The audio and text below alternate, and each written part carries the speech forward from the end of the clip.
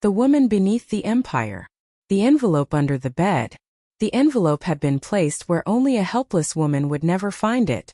For 2 years it had waited beneath the carved mahogany bed in Evelyn Vale's private bedroom, hidden behind a line of dust, an abandoned silk slipper, and the steel frame of the medical lift her husband had ordered removed the day she returned from the hospital. That morning, Evelyn found it by accident. She had dismissed the housekeepers before sunrise. It was something she had begun doing recently, small acts of independence that exhausted her doctors and irritated her husband, folding her own clothes, watering the white orchids by the window, cleaning the room inch by inch from her wheelchair, even though the slightest stretch sent pain burning through her damaged spine. "You own half the city," her nurse had once told her. "You don't need to scrub your own floor." But Evelyn had learned that when other people cleaned your life for you, they decided what you were allowed to see. She leaned from her wheelchair, gripping the bed frame with one hand and extending the silver handle of a dust mop with the other. Something scraped against the hardwood. Not dust. Paper. She pushed again. A thick cream-colored envelope slid into view. There was no name on it. No stamp. Only a faint brown mark in one corner and a thin crease down the middle, as if someone had once considered tearing it apart. Evelyn stared at it. The bedroom suddenly seemed too quiet. Outside, rain tapped gently against the tall windows. The sound was soft, almost polite, but a strange unease moved through her chest. She reached down. Her fingers trembled. Not from fear, she told herself, but from the nerve damage that still visited her hands without warning. The envelope was heavier than it looked. She placed it in her lap and ran her thumb under the flap. Inside were 7 photographs. The first picture stopped her breathing. It had been taken outside the Blackstone Hotel. The date was printed in the lower right corner. October 17th. 2 years ago. The day Evelyn had nearly died. In the photograph, her husband, Evelyn Vale, stood beneath the hotel's gold awning, smiling at a woman in a red coat. His hand rested on the woman's waist. Her face was turned toward his neck. And though rain blurred the edges of the image, Evelyn recognized her immediately. Cassandra Reed. Adrian's secretary. Evelyn's fingers tightened around the photograph. October 17th. At 9:42 that morning, Evelyn's car had gone through the railing of Hawthorne Bridge. At 10:16, paramedics had cut her from the wreckage. At 11:03, doctors had told her family that her chances of surviving emergency surgery were less than 20%. At 2:30 in the afternoon, Adrian had signed a hotel receipt for champagne. Evelyn dropped the first photograph and seized the next. Adrian and Cassandra entering the hotel. Another showed them kissing inside the lobby. Another showed Cassandra wearing the diamond bracelet Evelyn had received from her mother on her 18th birthday. Evelyn touched her bare wrist. She had believed the bracelet was lost in the accident. The final photograph had been taken through a restaurant window. Adrian sat across from Cassandra beneath a crystal chandelier. He was holding her hand. On the table between them stood a small chocolate cake with 2 candles. Not birthday candles. 2. An anniversary. A message was written on the back in black ink. He wasn't with you. He never planned to be. For several seconds, Evelyn heard nothing but the rain. Then memory returned in fragments. Hospital lights. The smell of antiseptic. A machine breathing beside her. Her father's old business partner whispering near the door, asking where Adrian was. A nurse telling her there had been trouble reaching him. Adrian arriving 48 hours later, unshaven and tearful, claiming he had been in Singapore when her car went off the bridge. He had knelt beside her hospital bed. He had pressed his forehead against her hand.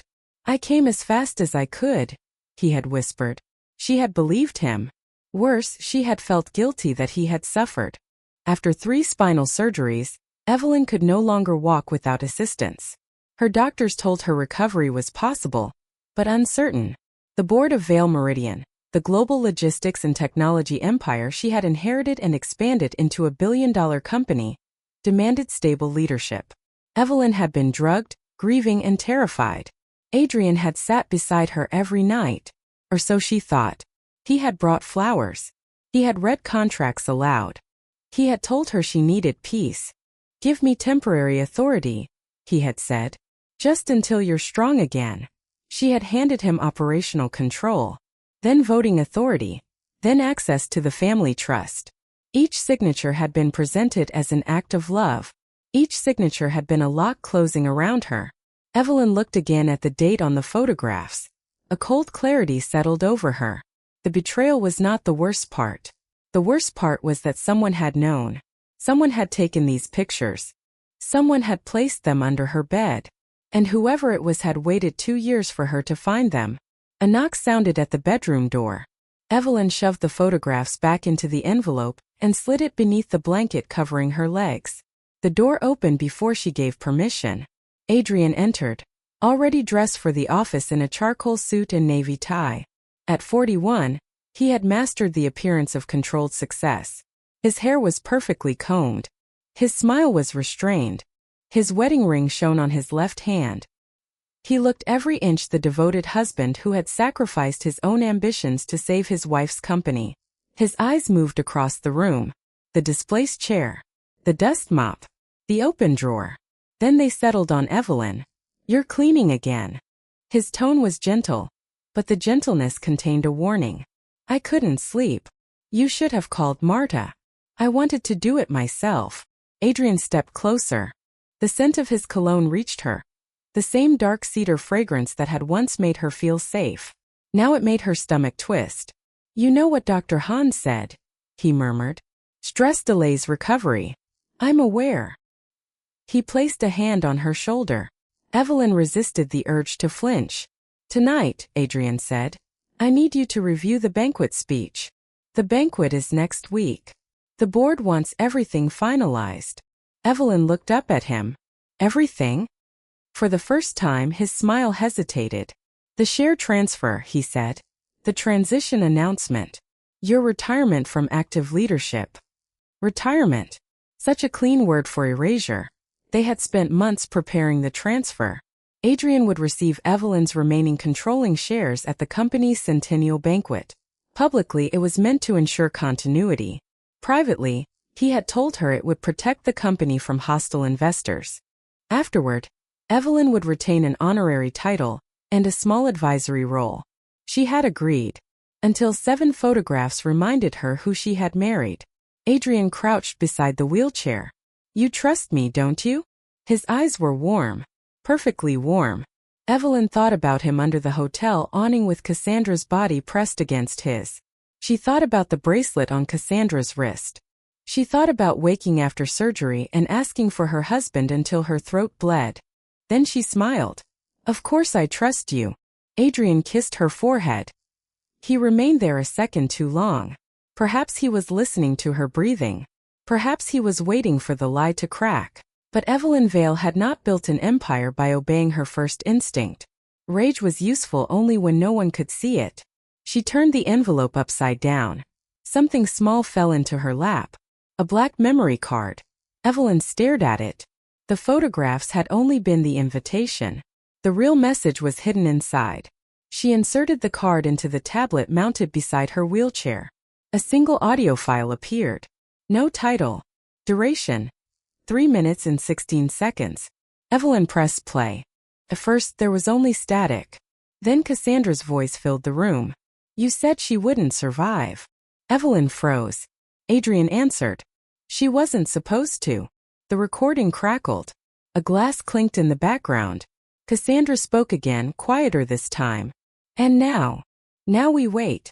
She signs over the shares at the banquet, and afterward she becomes irrelevant. What if she changes her mind?" "She won't." "You sound very certain." "I control her doctors. I control the board. I control every document she sees." Cassandra laughed softly. "And the house? Mine after the transfer. What happens to Evelyn?" There was a pause. A long deliberate pause. Then Adrian said, "There are facilities for women in her condition." Evelyn's hand slipped from the tablet. The device struck the side of the wheelchair but remained connected.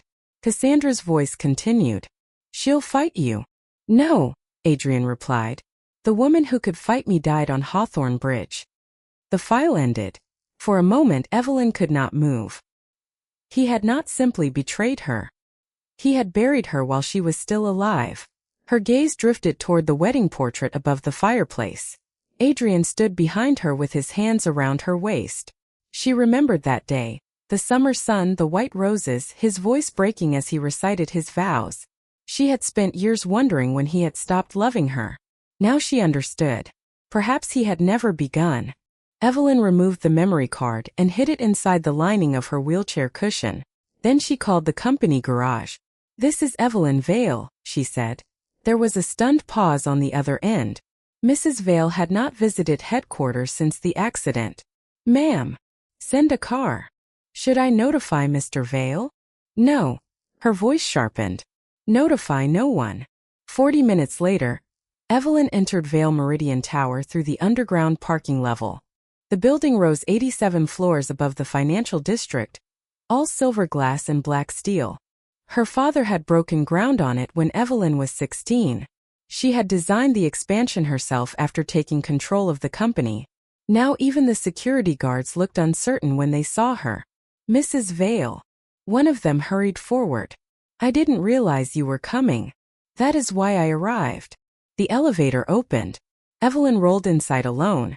She selected the 63rd floor, where the executive offices overlooked the river. As the doors began to close, she heard laughter. Adrian's laughter. She stopped the elevator with her hand. Across the parking level, partially hidden between two concrete pillars, Adrian stood with Cassandra. His arm was wrapped around her. Cassandra's red nails rested against his chest. They did not see Evelyn. "You should be more careful," Cassandra said. "What if someone tells her?" Adrian smiled. "Who?" "The staff still worships her." "The staff worships power. Next week I'll have all of it." "And me." He pulled Cassandra closer. "You'll have whatever you want." "The penthouse." "Yes." "The board seat." "Yes." "And Evelyn?" Adrian glanced around before lowering his voice. But the garage carried sound. Every word reached her. "After the banquet, she signs the final transfer. The next morning, her accounts are frozen. The house is legally under corporate protection, which means she leaves." "In a wheelchair?" "That isn't our problem." Cassandra gave a quiet laugh. Adrian kissed her. Evelyn watched from the shadow of the elevator. Her heartbeat did not accelerate. Her hands did not shake. Something inside her had gone still. A terrible, perfect stillness. The elevator doors began closing again. This time she let them. On the 63rd floor, Evelyn entered the executive corridor. Her old office stood at the far end, behind two frosted glass doors. The nameplate had been changed. Adrian Vale, Chief Executive Officer ***. Below it, in smaller letters, someone had added, Evelyn Vale, Founder Emerita ***. Evelyn touched the words. Founder Emerita. A ceremonial ghost. She rolled past the nameplate and entered through the private side door. Adrian had forgotten that the biometric lock still recognized her. Her former office had been transformed. Her father's antique desk was gone. The shelves of engineering models had been replaced by awards bearing Adrian's name. Even the family photographs had disappeared. But the hidden wall safe remained behind the painting of Hawthorne Bridge. Evelyn stared at the painting. She had commissioned it years before the accident. Now the bridge seemed less like a landmark and more like a threat. She entered the safe code. Access denied. Again. Denied. Adrian had changed it. Evelyn leaned back in her wheelchair. Then she noticed a tiny red light beneath the frame. The safe that should never have opened. The metallic click echoed through the dark office. Evelyn didn't move. The lights had gone out. The doors had locked. And somewhere behind the painting of Hawthorne Bridge, the hidden safe, whose code Adrian had supposedly changed, had just unlocked by itself.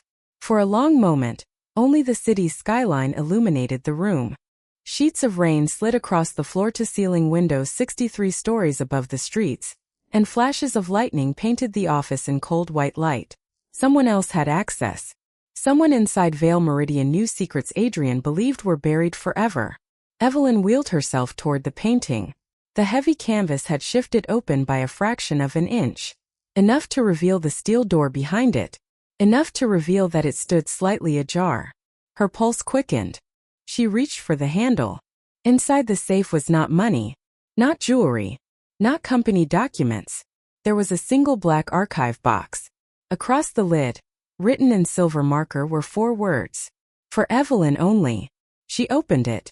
Inside lay dozens of neatly organized folders. The first contained copies of board resolutions. The second held insurance reports. The third contained financial statements. At first glance they appeared ordinary. Then she noticed the signatures. Her own.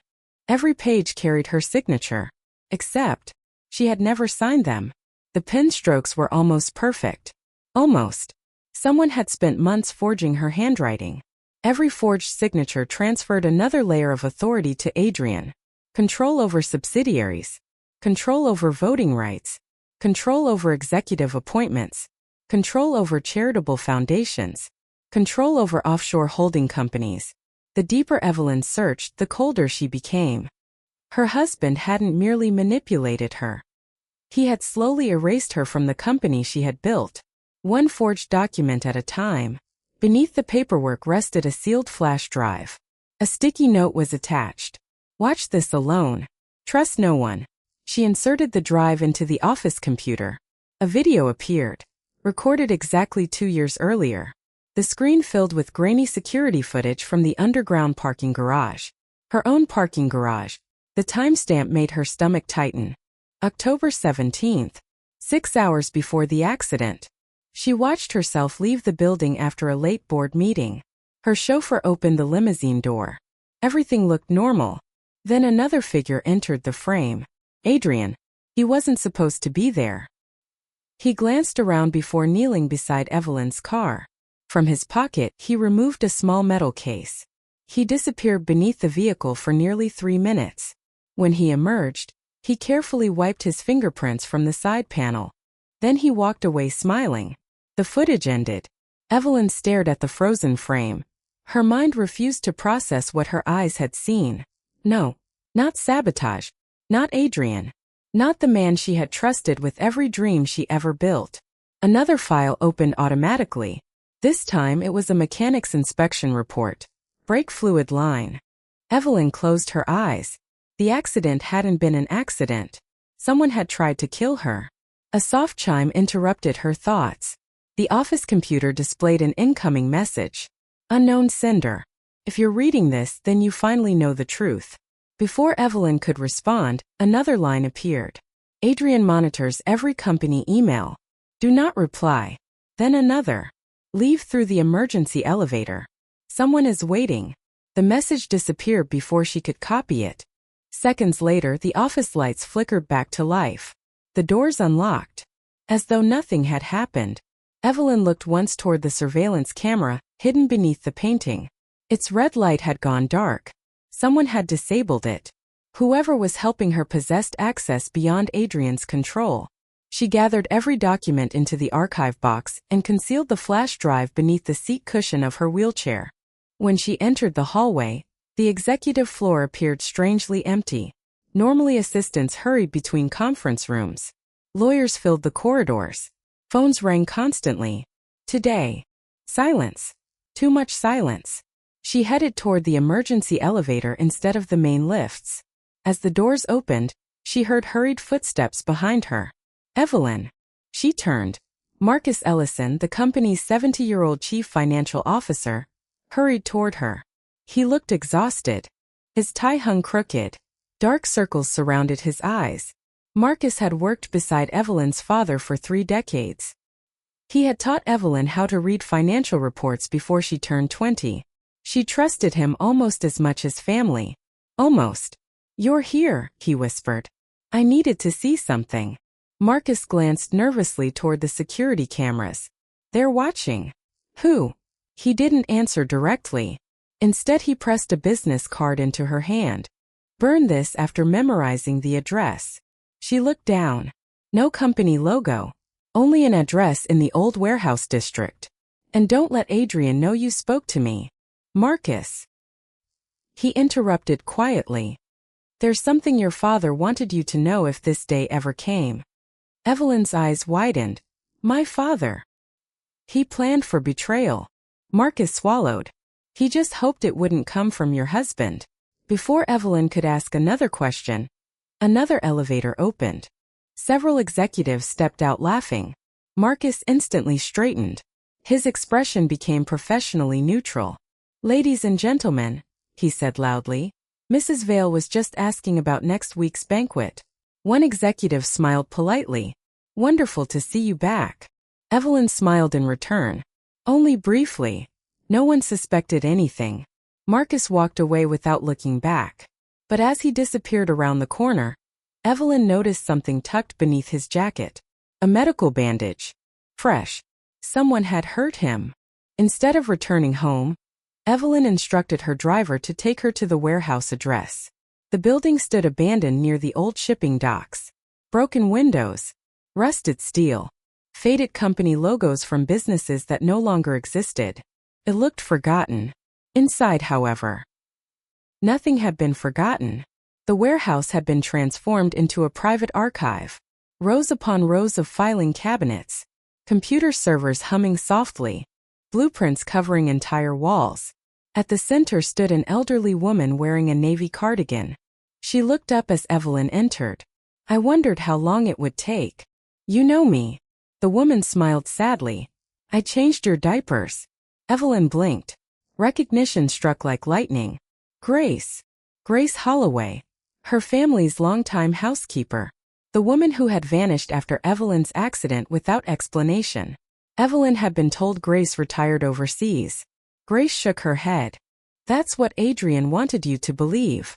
"What is this place?" "The truth." Grace gestured toward the filing cabinets. "Your father built this archive 20 years ago." "My father?"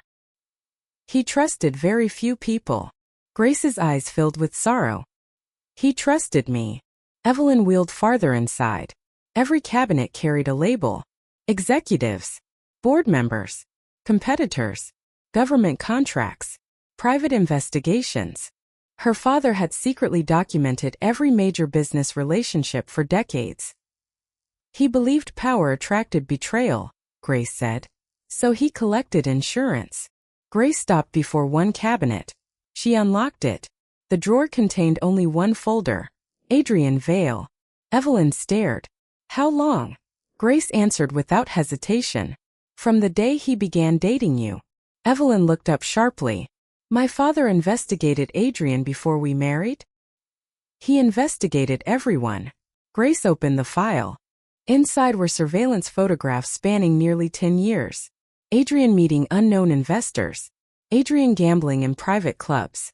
Adrian receiving envelopes full of cash. Adrian entering buildings owned by rival corporations. Then Grace reached the final page. A DNA report. Evelyn frowned. "What is this?" Grace hesitated. "I prayed you would never have to read it." She handed the report over. The first line stole Evelyn's breath. Paternity analysis. Below it appeared two names. Daniel Vale, Evelyn's late father, and Adrian Vale. Probability of biological relationship. 998%. The room spun. "No." Grace lowered her eyes. "Your husband wasn't chosen by coincidence." Evelyn's voice cracked. "What are you saying?" Grace whispered the words that shattered everything Evelyn believed about her family. "Adrian wasn't just your husband." Another pause. Then, "He was your father's illegitimate son." Silence swallowed the warehouse. Every memory of her wedding, every family dinner, every conversation, every embrace, everything collapsed at once. Grace continued quietly.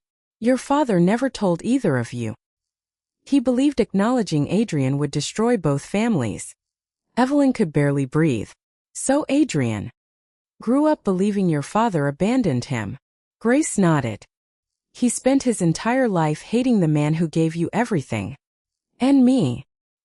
He believed you stole the life that should have been his." Tears threatened to rise. Evelyn forced them back. "Not now." Grace reached beneath the folder and removed one final envelope. "This is why he married you." Inside was Adrian's handwritten journal from 11 years earlier. The first page contained a single sentence. "I won't destroy the company." The second page crossed those words out. Beneath them, written with enough force to tear the paper, was another promise. I'll take everything they love before I take what's mine. Evelyn closed the journal. The pain inside her transformed into something colder, sharper, more dangerous. She finally understood. The marriage had never been the prize. It had been the weapon. As thunder rolled over the harbor, Grace looked toward the warehouse entrance. They've started moving. Who? Adrian's people. You mean security? Grace shook her head. No. Her voice dropped to a whisper. The men who caused your accident. At that exact moment, headlights swept across the warehouse windows. One vehicle, then another, then a third. Black SUVs. Their engines shut off simultaneously. Grace's face turned pale. They found us. The front warehouse door exploded inward, and a familiar voice echoed through the darkness. Search every room. Adrian had come personally. A camera. He had installed surveillance inside her office. A lesser woman might have panicked. Evelyn looked directly into the lens. Then she smiled. Not the obedient smile she had given Adrian that morning. This smile belonged to the woman he believed had died. She picked up a pen from his desk, turned a blank page toward the camera, and wrote 4 words in large, steady letters. I remember the bridge. She held the page up for 3 seconds. Then she tore it into pieces and dropped them into the wastebasket. As she turned toward the door, the office phone rang. Once. Twice. Evelyn stopped. The display showed no internal extension. Only one word. Unknown. She answered. No one spoke.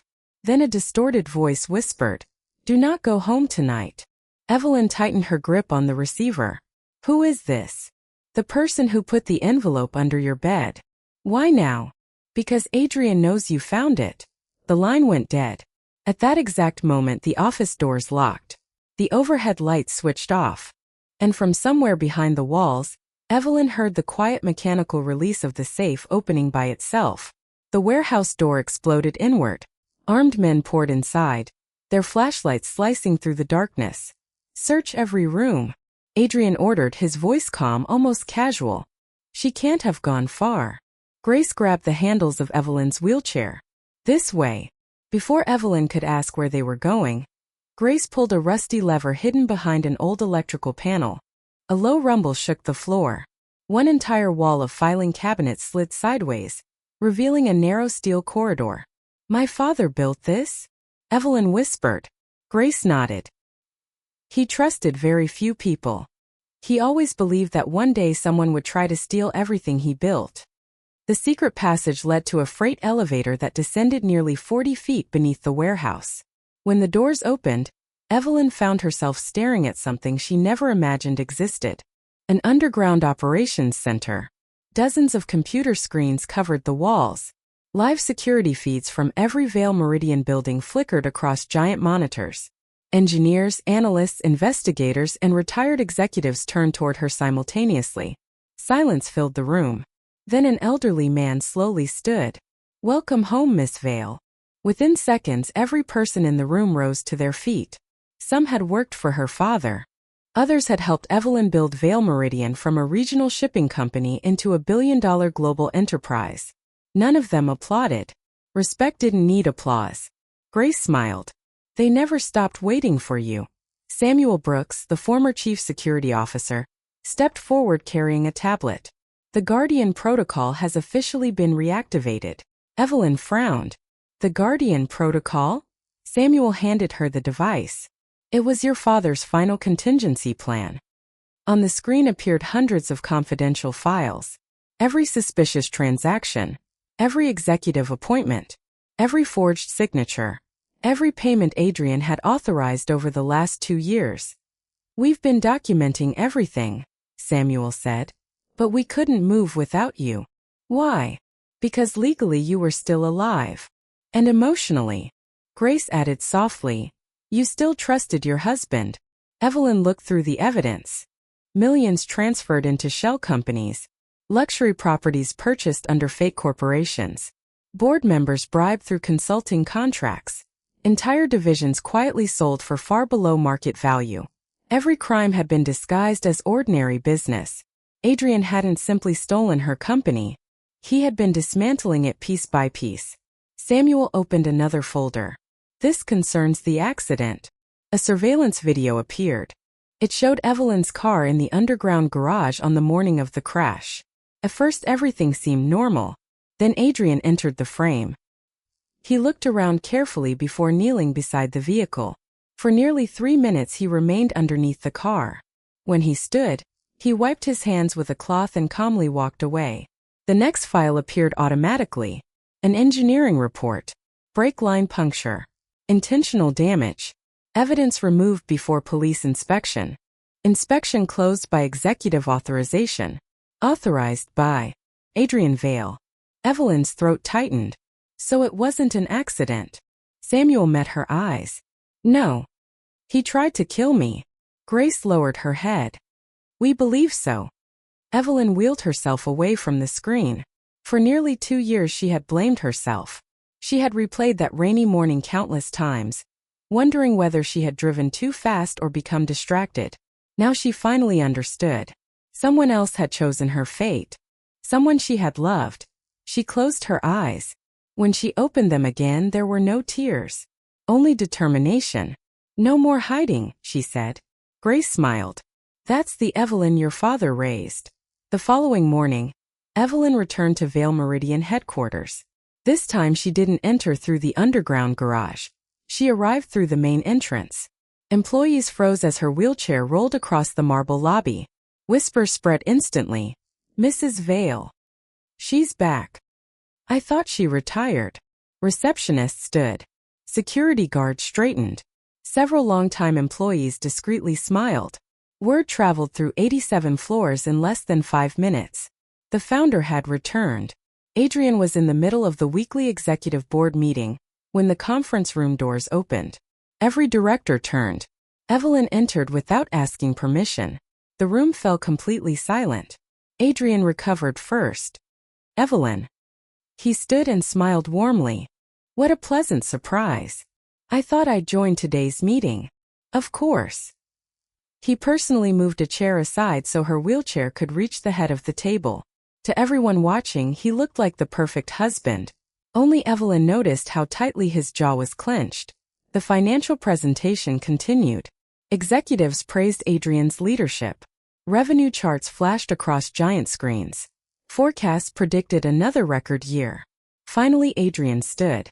Before we conclude, I'd like everyone to remember that none of this would have been possible without Evelyn's faith in me. Several directors applauded politely. Evelyn applauded too. Then she spoke. I have a question. Go ahead. How many active subsidiaries does Vale Meridian currently own? Adrian answered immediately. 143. Evelyn smiled.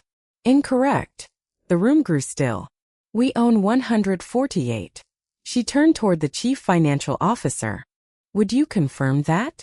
The CFO nervously checked his tablet. Mrs. Vale is correct.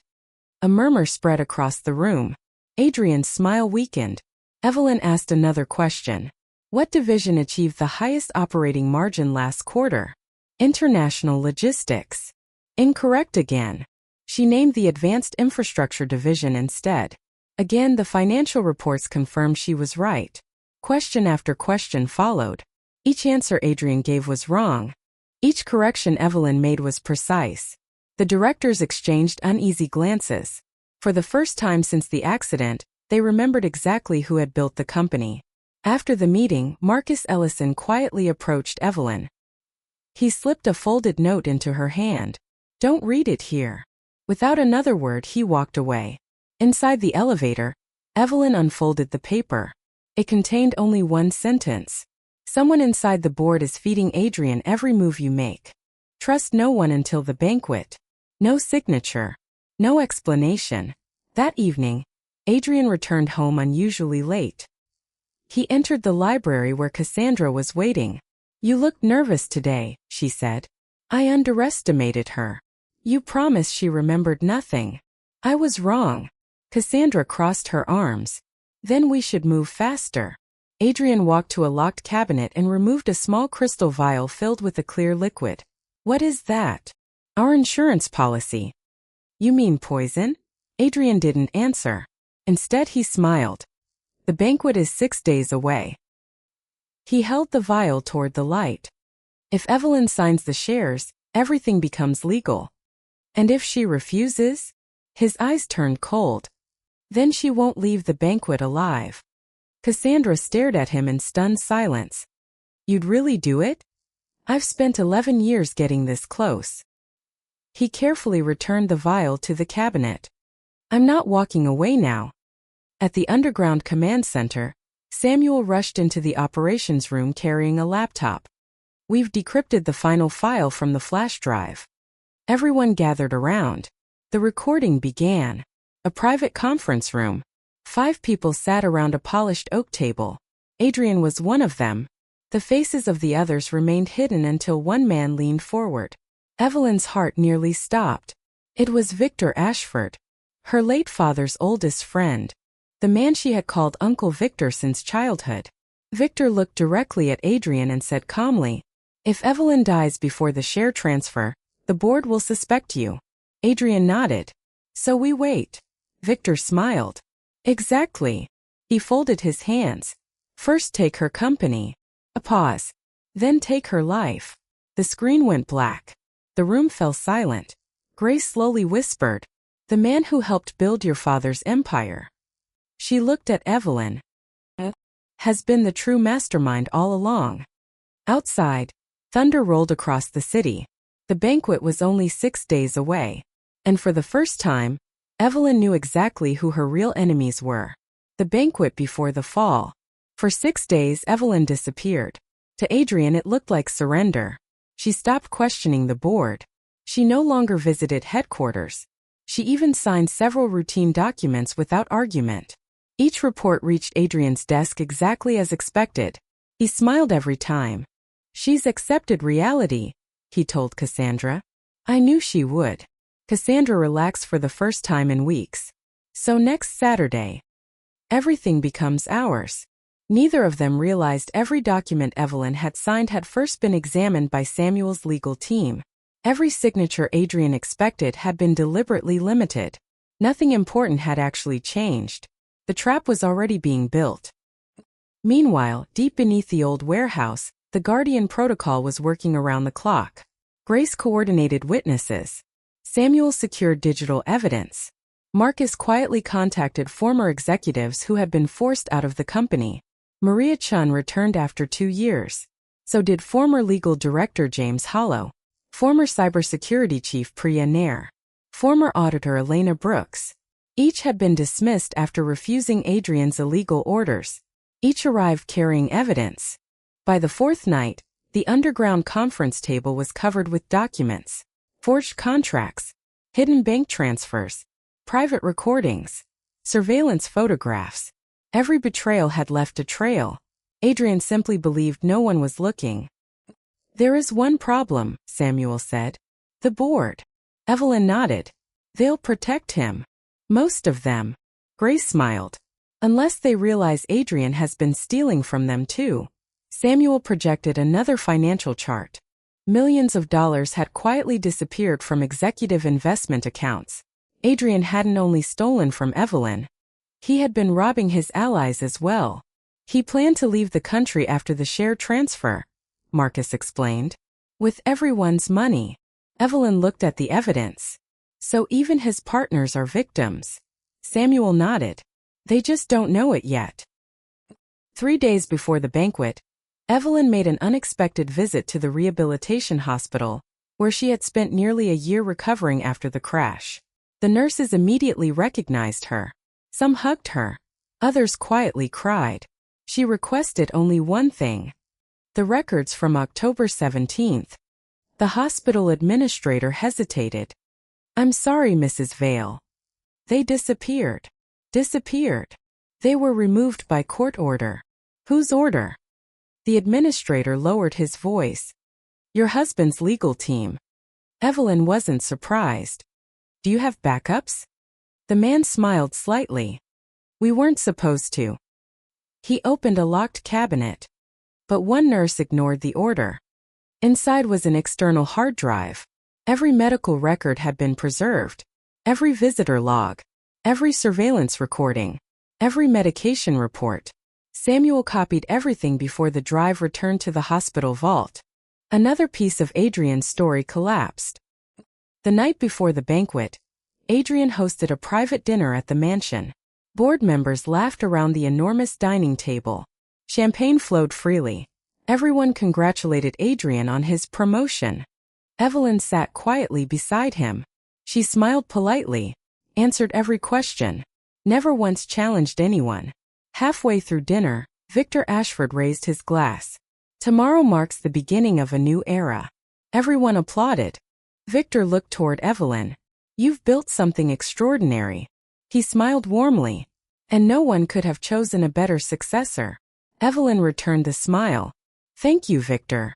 Only she noticed the faint tremble in his hand. He was nervous. Good. He should be. Late that evening, Grace entered Evelyn's room. It's time. Evelyn nodded.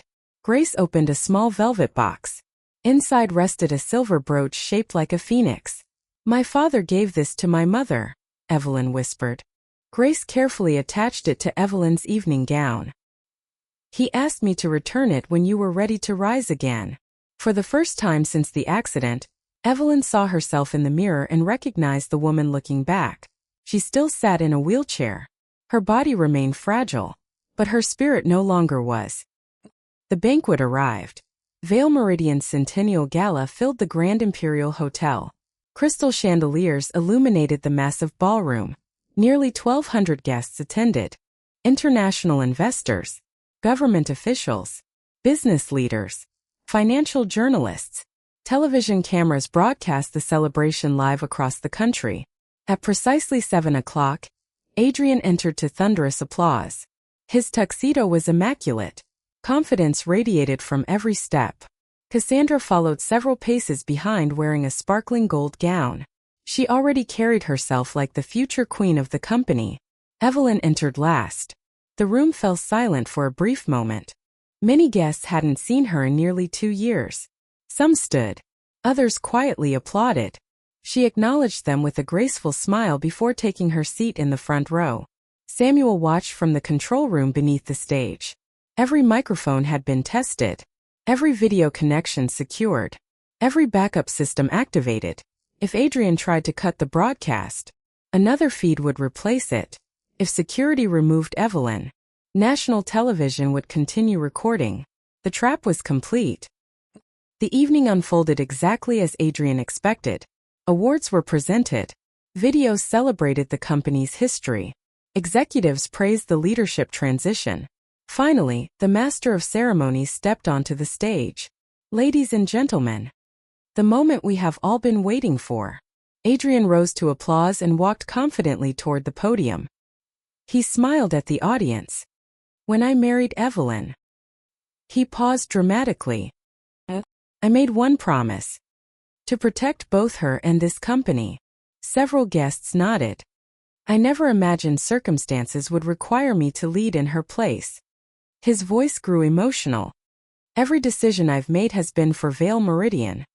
More applause. He thanked department heads. He thanked investors. He thanked board members. Then he smiled toward Cassandra. And finally, I wish to recognize someone whose dedication has been invaluable.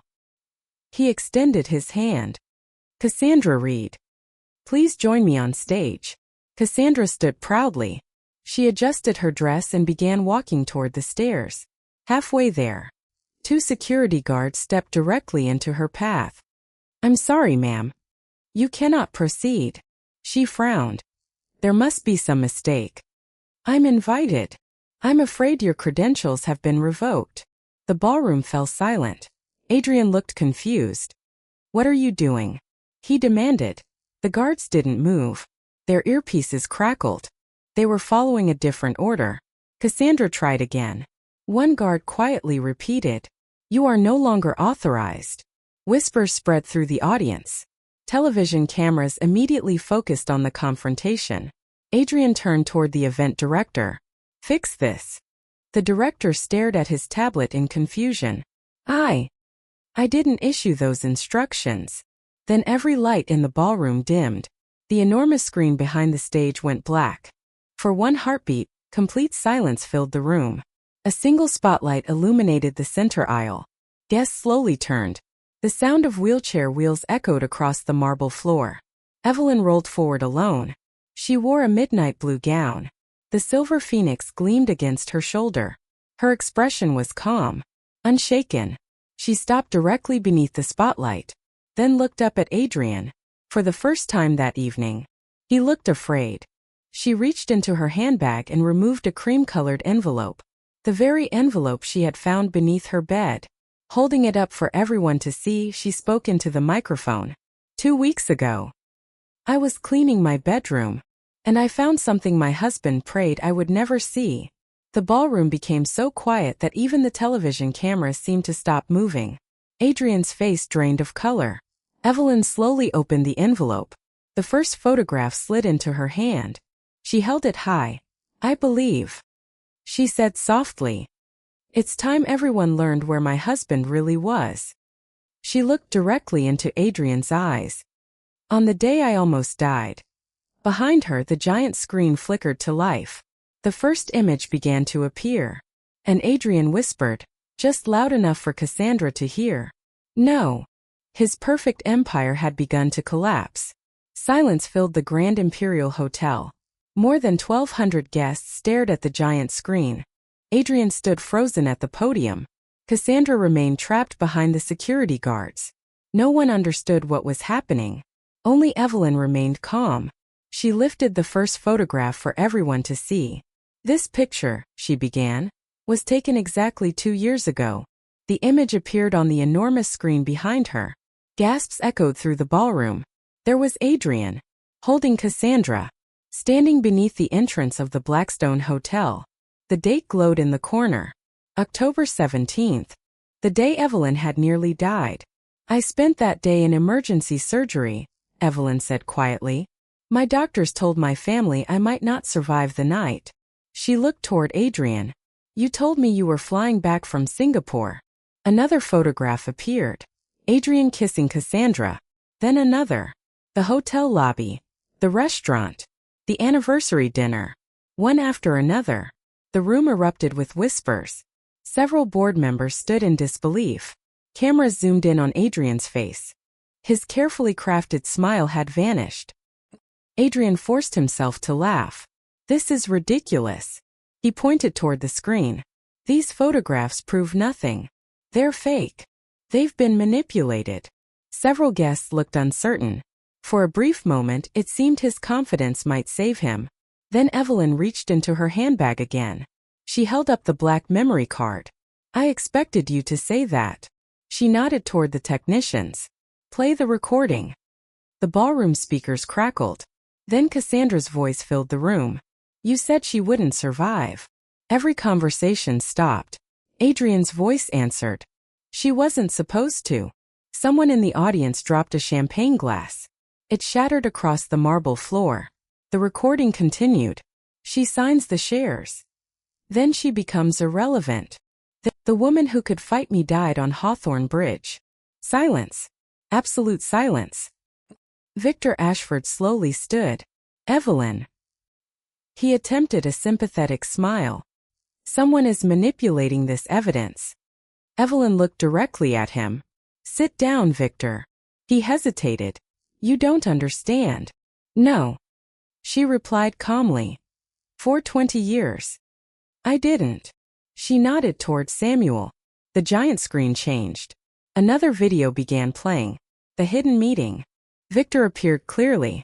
Adrian sat beside him. Every guest watched in stunned disbelief. Victor's voice echoed through the ballroom. First take her company. A pause. Then take her life. Victor's face turned pale. Turn it off. No one moved. The ballroom doors suddenly opened. More than a dozen people entered together. Former executives. Former employees. Former board advisors. Maria Chen. James Hollow. Priya Nair. Each carried sworn legal statements. Each walked calmly toward the stage. Maria stopped beside Evelyn. I refused to forge her signature. James spoke next. I was fired for refusing to destroy company records. Priya added. I recovered every deleted file. One by one they told their stories. Every lie Adrian had told unraveled before the audience. Adrian's composure finally broke. He pointed at Evelyn. She's lying. This is revenge. She wants sympathy. Evelyn didn't answer immediately.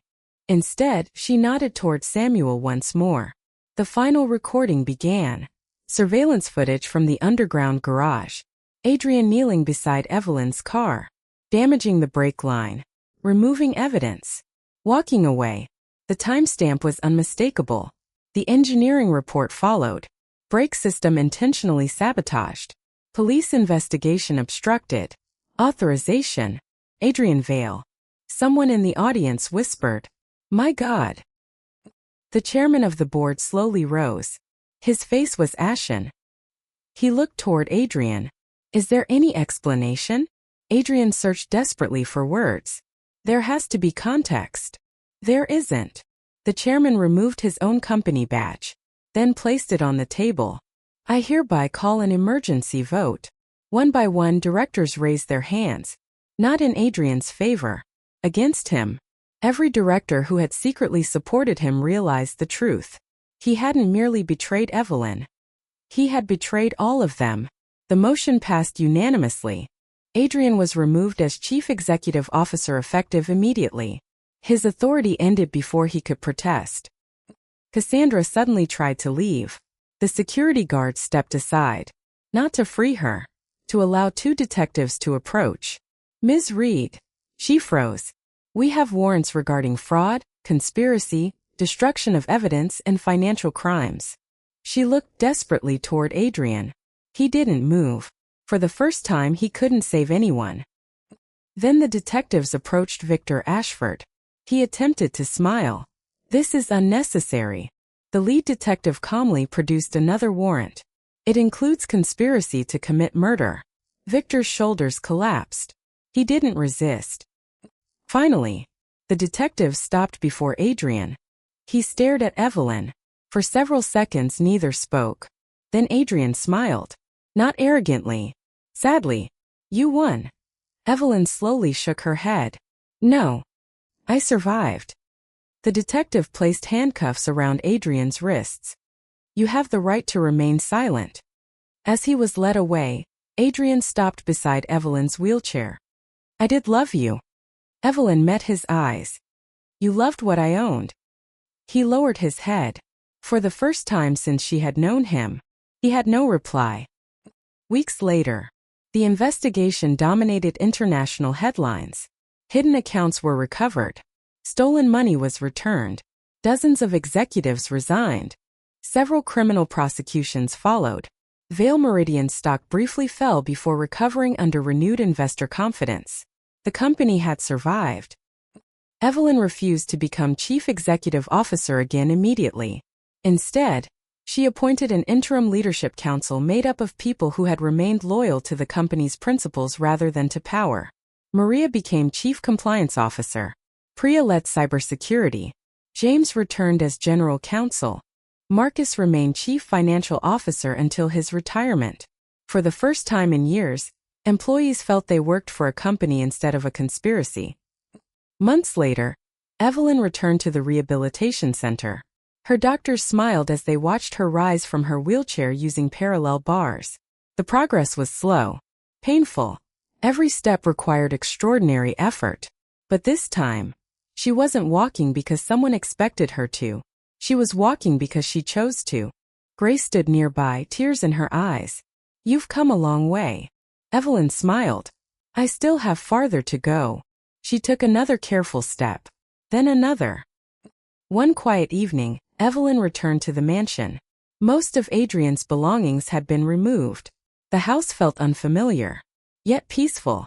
She entered her bedroom, the room where everything had begun. She knelt beside the bed with difficulty and reached underneath. There was nothing there. No hidden envelope. No forgotten secrets. Only dust. She smiled. Some things were finally meant to stay buried. As she turned to leave, the setting sun poured through the windows, bathing the room in warm golden light. Her father's words came back to her. "We never inherit an empire. We borrow it from the next generation." Asterisk. She understood them now. An empire was never measured by buildings, money, or power. It was measured by integrity, by the courage to protect what was right, even when it cost everything. Evelyn looked toward the city skyline. 2 years earlier, everyone believed she had lost her future. Instead, she had found her strength. She had lost a husband. She had uncovered a conspiracy. She had reclaimed her company. Most importantly, she had reclaimed herself. And this time no one would ever take that away again.